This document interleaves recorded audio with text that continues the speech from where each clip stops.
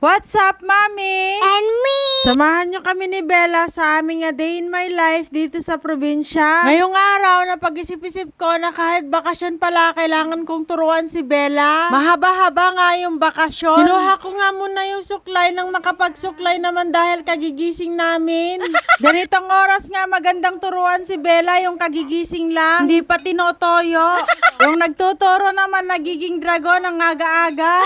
Iniwan ko nga muna saglit si Bella. Sinabihan ko siya na basahin niya yung sinulat niya habang nakabidyo at titingnan ko mamaya. Masunuring bata si Bella. Binasa niya nga yung sinabi ko. Buti na lang may dumaang nagtitinda dito. Dito na ako bibili, hindi na ako lalabas. Marami siyang tinda, mga pang-ulam. Meron din siyang kakanin, pang merienda. Sa kanya na lang ako bibili. Nakatulong ka na, nabawasan pa yung bitbitin mo kapag pumunta ka ng palengke.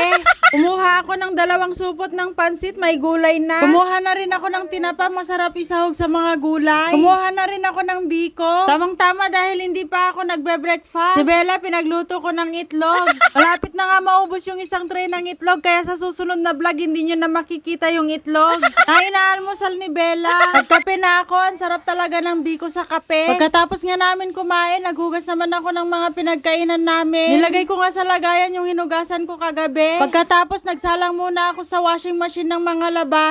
Habang naglalaba ako, si Bella gusto ng maligo. Pinaliguan ko na, pagkatapos maligo, pinutulan ko siya ng kuko. Ang hahaba at sumisiksik yung mga dumi sa kuko niya. Naglagay muna ako ng towel sa likod dahil sobrang init. Si Bella, habang pinuputulan ko ng kuko, tahimik na nanonood ng TV. Kung hindi ko to naisipang putulin, siguradong uunahan na naman ako ni Bella magputol sa kuko niya. Ayan, malinis na daw yung kuko niya. Meron pa nga siyang paparo-paro, G.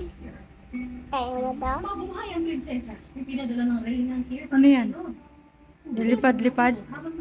Hindi, black. Butterfly. Butterfly.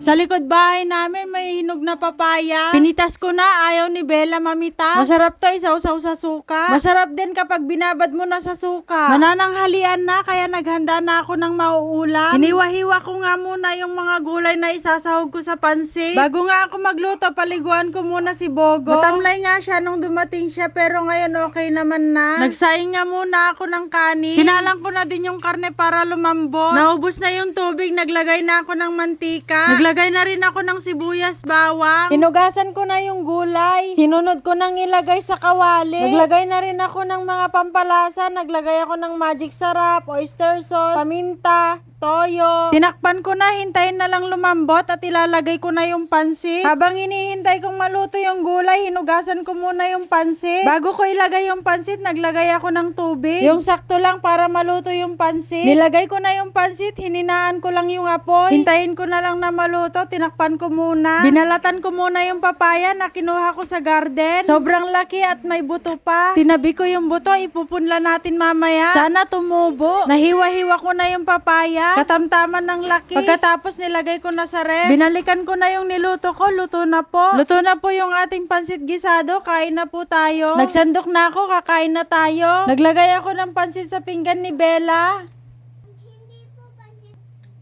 Sinamahan ko na din ng kanin. Sa akin pala to, kanin is life. Pansit lang pala yung kinain ni Bella. Ayaw niya kumain ng kanin. Kain po tayo.